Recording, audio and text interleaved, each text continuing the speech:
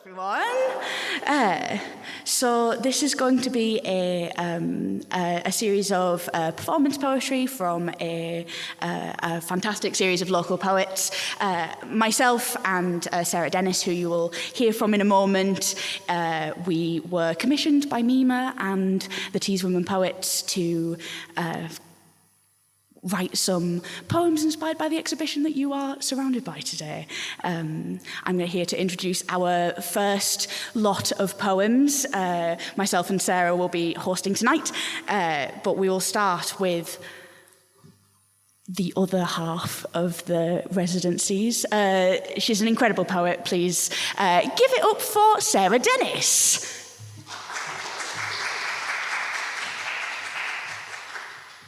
Thank you, Audrey. Yeah, as Audrey said, we both represent Tees Women Poets, and we were both given a residency. We both applied for a residency for this exhibition. And the Tees is a place that's really close to my heart, and I've read up a lot about the Tees, studied it for a long time, and also I'm absolutely obsessed with the myth of Peg Powler. So she comes into my work quite a lot. Mickey's going, yes, she is. So this first poem is called Incantation, and it's kind of my imagination of how the Tees was born as a fairy tale. Okay. It's called Incantation. There's a peat bog on top moor where the sheen o' moin dance rings around the sphagnum moss, summoning goddesses with their tippy-tappy tiny toes. 13 little pixies, each one with a cup raised for Freya to fill. A nice cup of teas, please. All good plans start this way. They sip and they giggle, spin old tales and riddles. Let's meet in the middle, Nehelenia. Oh, those impish little sprites. They've conspired to birth a river. Thank you. Thank you.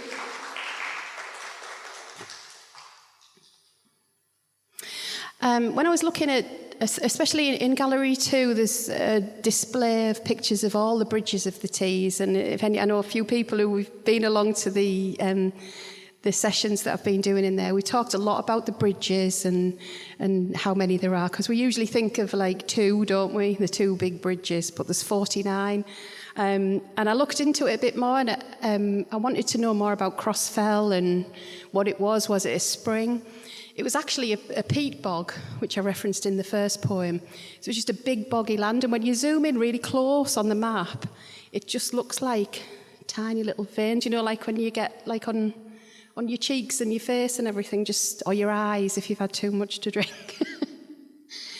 So I call this the quickening. Like broken veins on a ruddy cheek, water creeps, soaks, seeps.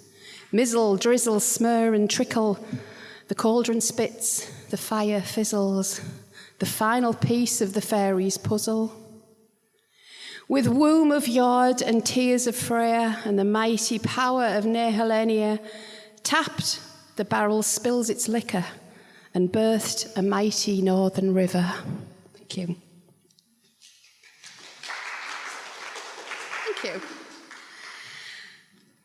So this next one's called The Awakening, and up on Crossfell, which is the source of the Tees, up there's something called the Helm Wind, and it's the only named wind in the whole country, in the whole of the UK, so it belongs to the Tees, and it's called the Helm Wind. So this is called The Awakening.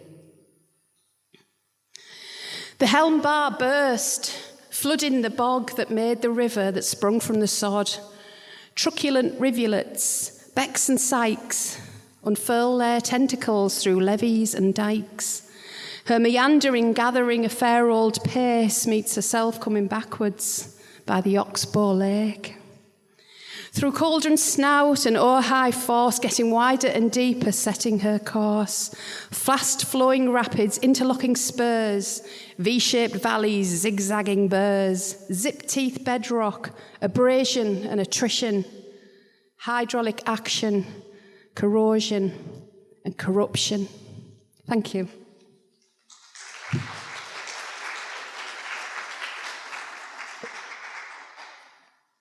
So, during my residency, Khaddim Hussein, who's going to read for us in a minute, popped in regularly, popped in quite a lot, and we talked about it because I've known Khaddim for a number of years, from my years working in the library service and things like that. I've known Khaddim a long time, and he's always been a really prolific poet. If you give him a subject, he comes back with a book the week later, published and everything.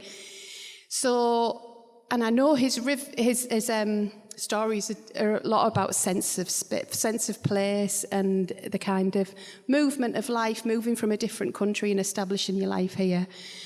So I asked Khaddim if he'd come and read us one of his river poems. So I'd like to introduce Khaddim Hussein.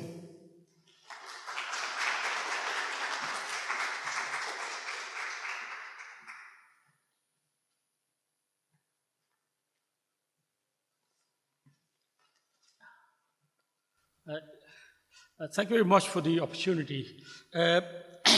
This is a subject sort of, where do you belong? I've been sort of exploring that for a long time. And more important is, who decides where you belong? Now this became important to me because I came here as a 10-year-old, not speaking a word of English, in 1967. Since then, I've become a father, grandfather, and my granddaughter got married 6 weeks ago. So, but where do you belong? Now, I was born in a sort of farming community in Pakistan, in the middle of a river. 4 villages, very sort of backward community, no radio, no television, no newspaper. And basically, we went to school at about sort of 8, left about 12, 13, because you're working on farms. What's the point of education? And one of the other things is that, I said before, who decide where you belong? And I've been working on this for a long time, as I said before. And there's a festival happening crossing the river Tees, or crossing the Tees. And I thought, what would happen if you sort of say, you stood at the river banks? Is it the Jhelum or is it the Tees? So this is a sort of conversation between me, traveling sort of, not just distance, but time-wise as well. It goes back and forth. This is no order. This is just the notes, if you like. I've got to about 20 pages. Hopefully, when I'm finished with them, then I can concentrate on editing. The other thing is I got in touch with the Crossing the Tees, and I said, will they help me publish this? But the other idea I had is, when you say crossing the Tees, what do you mean? Is it the same as crossing the Tees from here up to Stockton, Yarm, further up? This is something totally different, and I'm hoping once I finish this, I want to do sort of a pamphlet on each. Start with where I live, in Middlesbrough. And we have this thing, apologies to local historians, we have this thing which says, before 1830, nothing existed, which is rubbish. There's a lot of history. So what I'm hoping to do is do that. But I'll go on with this poem, which is sort of my journey from a kid growing up, father, grandfather, going back from River Tees to River Jhelum. And the poem is, Let's Meet by the River.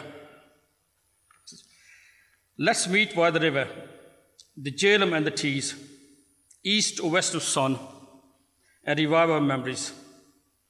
Let's meet by the river on the east or the west bank. By the blue dragon stride from land to land, or on the land of bright sunshine under the shade of Tali. Revive and enforce our memories. We are not strangers.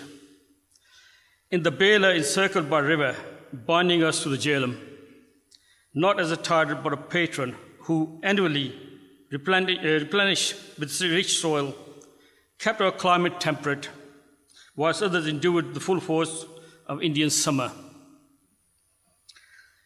Abundant water, guard of property, livestock, day and night. As for the first memory, it's always flowing during the summer and autumn. Born in July, lying beside mother on Charpai, on the rooftop under the mesmerizing twinkling stars, its lullabies guiding to sleep. People of Bela follow the simple lives of their forefathers. Living was made with the labor of hands. When of age, marriage was arranged. Had children, they had children.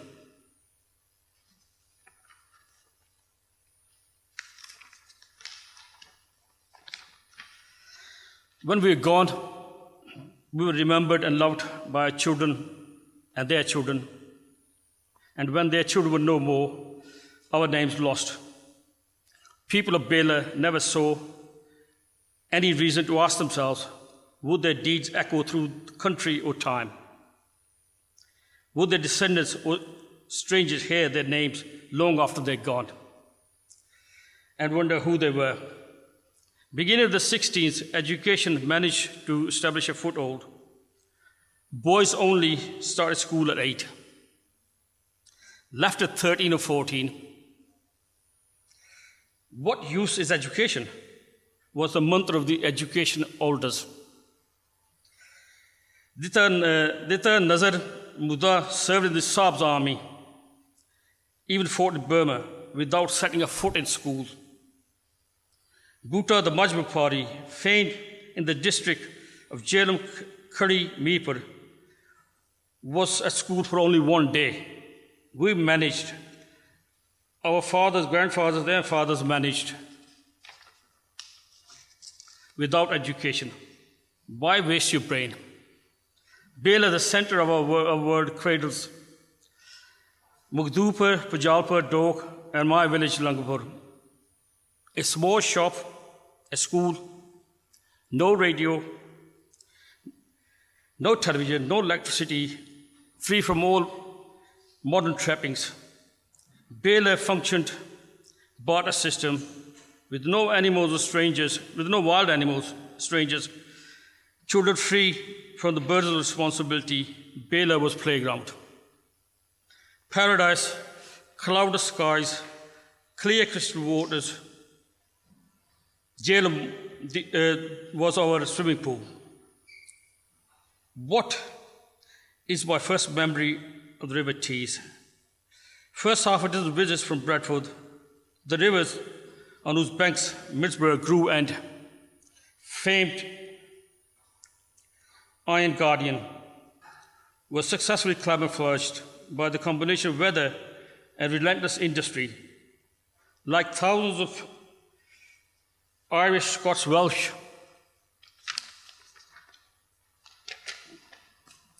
and jobless peasants from all over Britain, lured by steel and chemical booming industry, a place of fortune. In the summer of 1975, I too was enticed. One day, I shall return home a conquering hero, laden with wealth.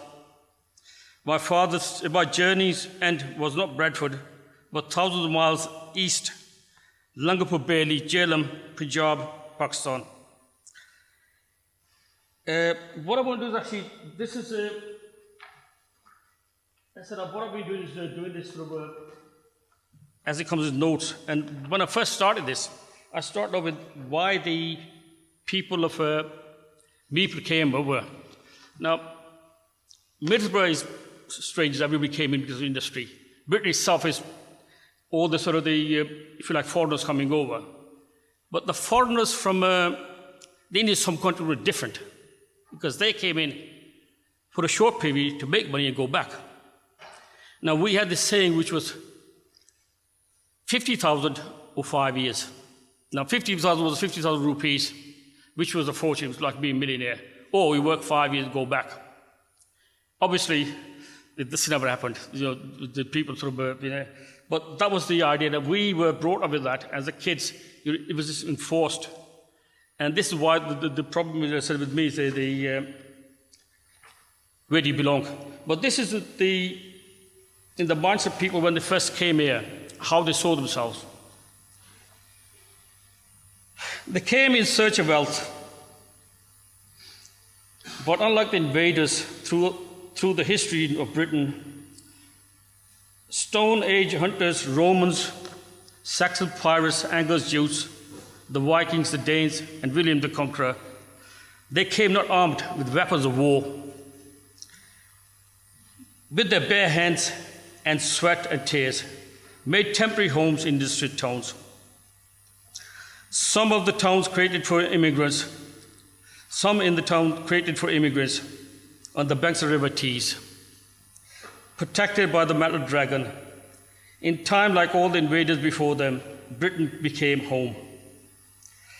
Returning to roost at dusk, in the Bela we woke to the dawn chorus. By the banks of River Tees, we emulated the birds. We leave home at dawn, return to roost at dusk. The path chosen was clear. Jazar ya 5 saal. Save a fortune, return home. In the slums of port cities and mill towns, sons of countryside sought their fortunes. The goalposts kept changing. Jazar was never achieved. Thank you.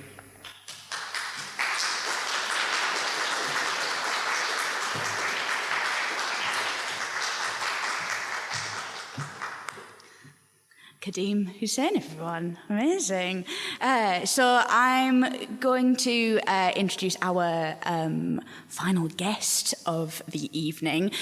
We put out a call out a few weeks ago seeing if anyone else had written any poems that were about place, specifically our place, our home. And we were completely blown away by this poet, and we've invited them to perform 2 of their poems today.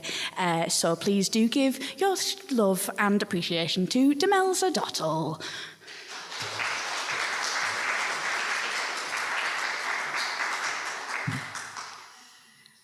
Okay. So this is called The Wall to the Tree, and I hope you like it. Where are you, my friend? Said the wall to the tree. For over 300 years you've kept me company. When the night falls into darkness and the hill walkers have gone, you were the one who would sing my old Roman song. But late one night, as the wind blew through your leaves, your music stopped playing and faded into the breeze. I watched in shocked silence when those men came, chainsaws in hands. I heard your screams. I felt your anguish. I felt your pain. They chopped you down, and now only your stump remains. No more sweet breath, no more sweet song refrains, for I could not move. I'm only a Roman wall. No more staring at you in wonder, at your majesty so tall. I wished so much that I could stop them, but I had no choice. I had to watch you fall. Those men, they cut you down, an act beyond evil, an act beyond mean. My friend of over 300 years, a beauty unmatched, it had to be seen. People visited you from far and wide. You were a photographer's dream. Beloved ashes scattered beside your seams, memorial pebbles at your roots. Pray now that from your stump, new life begins to shoot. But it will take 100 years. Why were you cut down by those brutes? People, they picnicked next to you upon the grassy floor, painted you in all your splendor, seasonal colors galore, wrapped you in history, memories, and folklore. Sycamore Gap will never be the same as before. You survived 2 world wars, yet on that fateful night, those savages came with their saws. They care not what you meant to me. They show no remorse. And now, I'm all alone. No sycamore in your gap. Your bark is all broken now. Severed trunk, spilling its tears like liquid sap. And now the gap is in my heart, never to be restored, a stump where you once proudly stood, O tree of hearts, O tree of Robin Hood.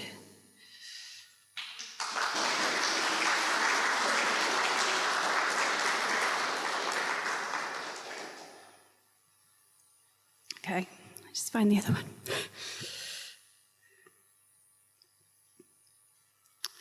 So this one is called Lost Village of East Martin. Okay.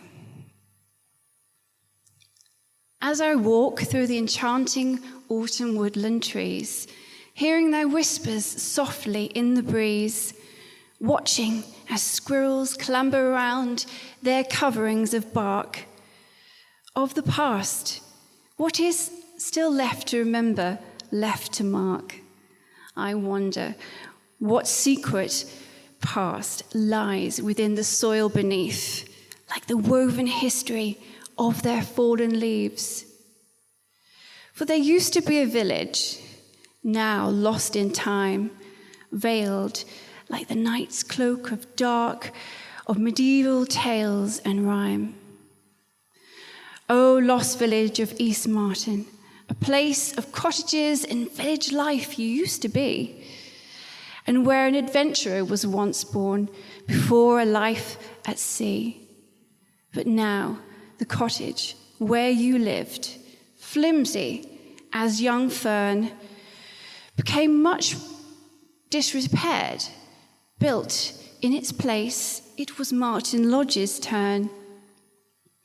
Though later, in a fire, it did also sadly burn. Now, in its place, stands a lonely pink granite urn. Oh, there is so much to discover underneath Stuart Park's grassy land, once a thriving village, now a beautiful grand park where children play on swings and in the sand. Thank you.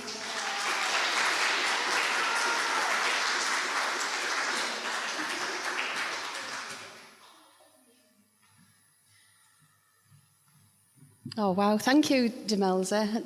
I think Demelza's one to watch for the future. You've got some absolutely wonderful work. And I'd like to thank Demelza and Khaddim for both reading tonight. So I'm going to read you a few more of mine. And these are all out today on the MIMA Zina, on the digital MIMA Zina. And if you'd like a copy as well, they should be out tomorrow. So keep an eye on the MIMA website if you'd like to know more. So this one is called T79, and this one started off as a really, really long poem, and it was influenced very much by the rock garden sessions that we had next door in Gallery 2 with a man called Adam. And we talked about not only like the music and everything, we talked about how the teas was at the time, and we all talked about how at one point, and I'm sure many of you will remember, you couldn't walk along the tees because it was just it stunk to high heaven. It was filthy, it was dirty, and something needed doing. So this about 10-page poem ended up as about 6 lines. So it's called T79. Slick and sick, black. Sorry, I'll start again. Slick and sick, blue-black, like a grackl's back. A dead river with a filthy mouth. It needed washing out. T's 23. It's never a good idea to dredge up the past. Thank you.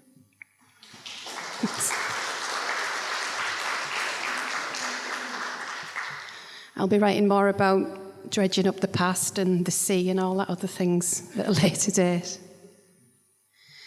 This one's called On the Riverbed, a Mirror Cracked. Dirty rats and flat caps, broken bottles, rust and rope, babies' dodies, babies' bones, acid tarnish asthma talks. Yesterday somebody wrote clean me in Peg's filthy form.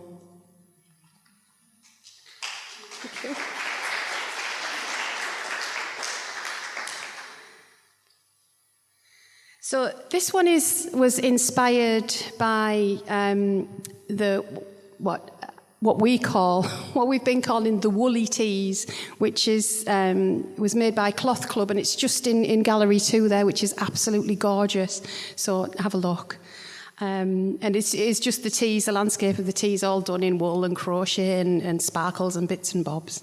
And it's just been a real talking point throughout the exhibition. So I call this one Riverscape. From a pom-pom hill runs a fleecy meadow. Beads and buttons, bobbles of bubbles, peg suds tinted with fairy washing, all the colours of the rainbow. Listen with your eyes, listen with your eyes. Felt fish flutter by, all sequin scaled, shiny leaves of steel in red, blue and green. Paint everything you see. The Grindylaw, serpentine and twisted, gog-eyed, cruising for woolly prey. Beware, beware of old Peg Powler. Yarn spin from the mouths of river folk, firesides and elders, clippy mats and granny squares, the wool unpicked from old pullovers, strips ripped from old rags, fingers bloodied by hooks and needles, scarred by years of making, do and mending, moving and bending, meandering, bending, going with the flow of a new home. Thank you.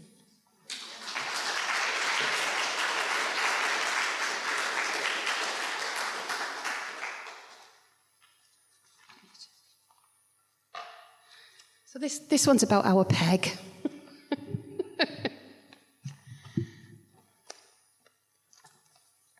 So if you don't know about Peg Powler, she is the mythical hag of the River Tees, and the River Tees is 18,000 years old, and the stories are as old and as long and everything like that. But the first thought she was a goddess, a river goddess, and children were offered up in sacrifice and things like that. And then over time she became what we call a Grindylaw, a river hag, a river witch. She's got many names. And what parents used to say to children was, you know, don't go too close to the River Tees because Peg Powler will grab you in by the ankles and drown you. So, you know, she was quite a scary figure. And she still is, but I kind of imagine her as a bit more mellow now. This is called Peg's Parlour.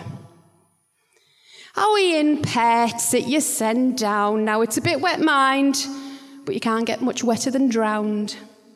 Now come on, don't cry, pet, your tears are now here. I'll make us a nice cup of iodine tea. Peg huffed and she puffed round her strange little home. Broken bottle windows, net curtains of foam, barrels and sleepers to rest her old bones, old iron girders stamped dormant and long.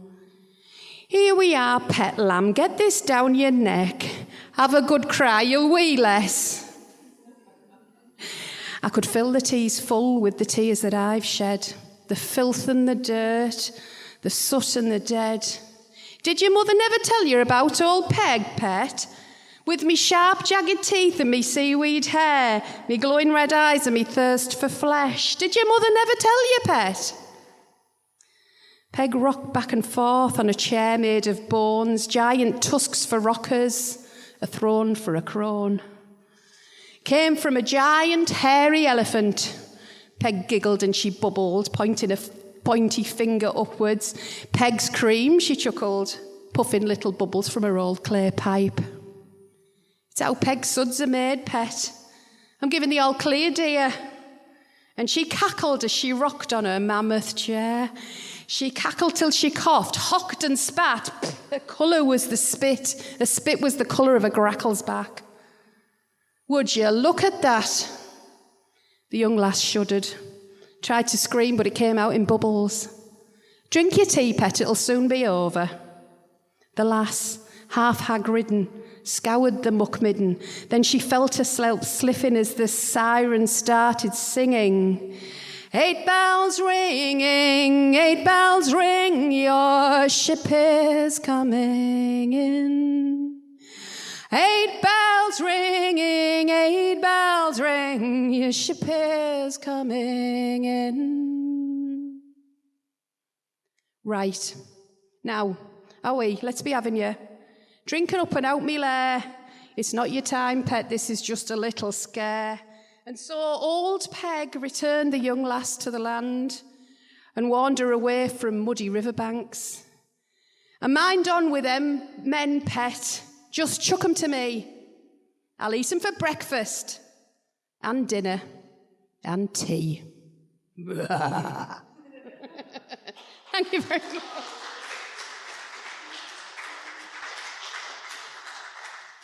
So, my partner in crime, my fellow Tees Women poet, Audrey Cook, has been working with the young people, and they've put together some wonderful poems. And we actually just met in person today, but feel like we've known each other for ages because we've just been chitty-chatty, daft as brushes, pair of us. So. So please put your hands together for the awesome Audrey Cook.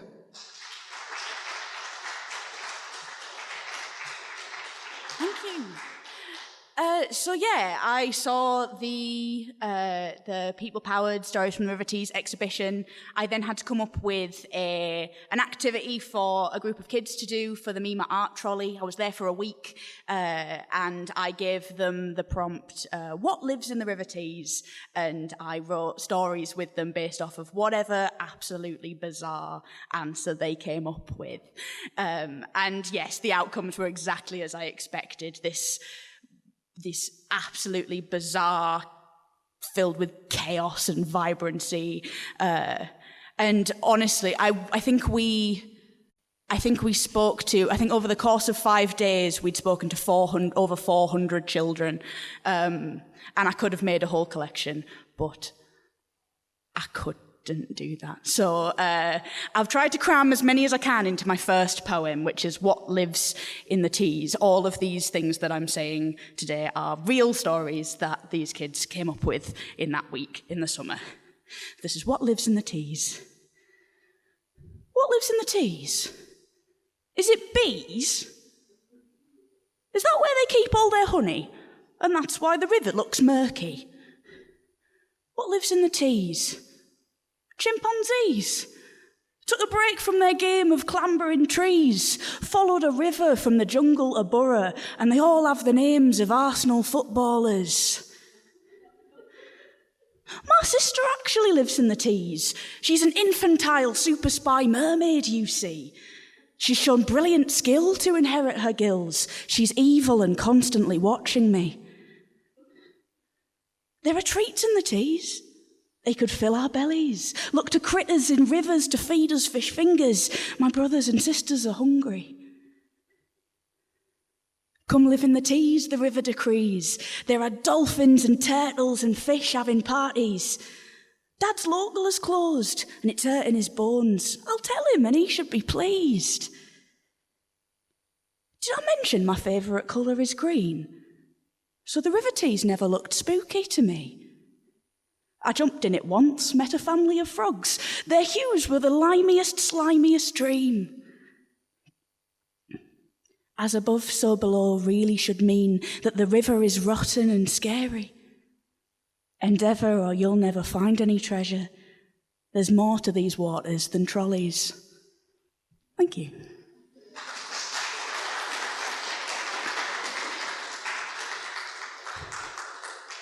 A kind of bittersweet discovery that I'd found with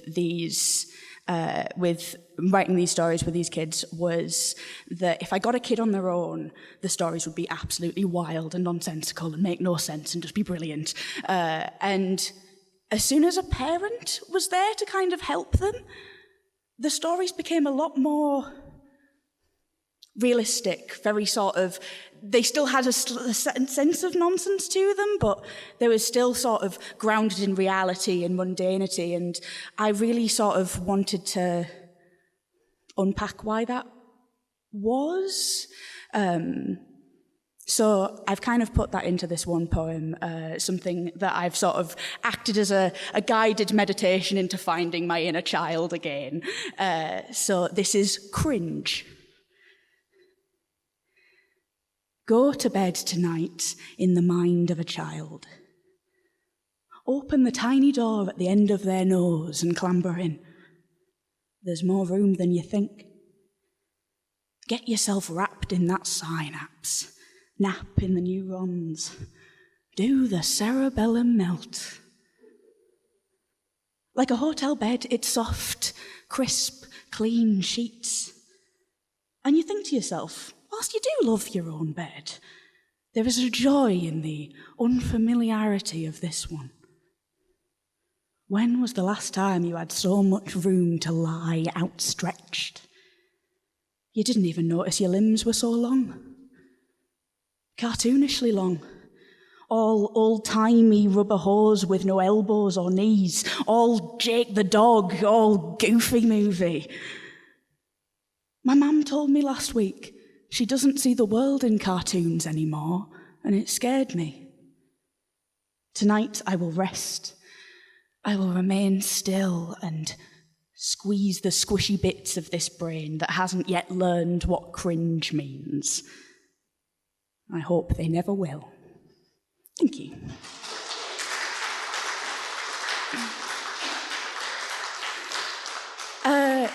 My last poem tonight is the final poem of tonight, and I'll do the big well done everyone afterwards. But I did just want to say thank you to MIMA and the Tees Women Poets for giving Sara and I the opportunity to do this. This has been an absolutely joyful project to work on. My final poem is one that I'd written in an absolute chaotic frenzy.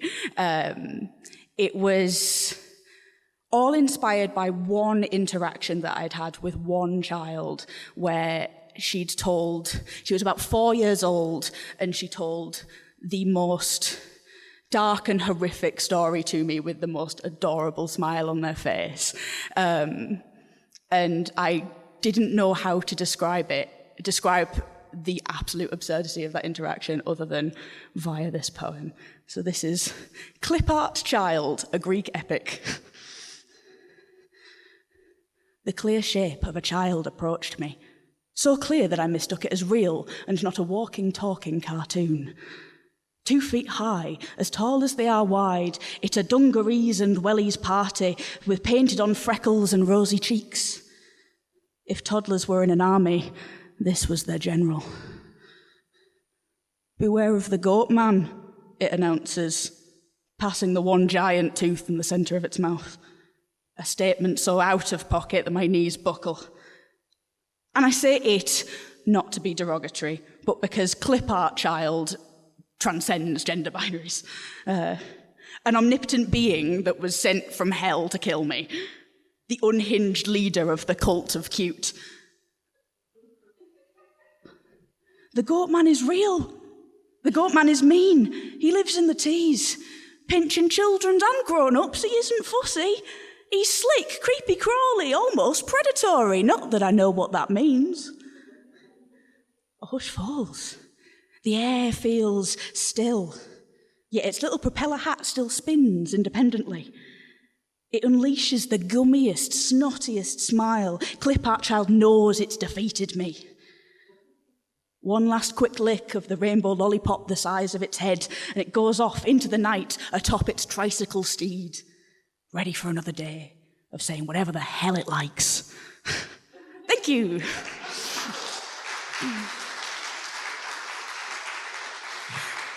Those are all of the poems that we have for tonight, ladies and gentlemen. Thank you so much for coming along. We'll say a big thank you to our other writer-in-residence, Sara Dennis. Our special guests, Demelza Dhotel and Khaddim Hussein. Thank you so much. Have I missed anything out? Audrey Cook. Yeah.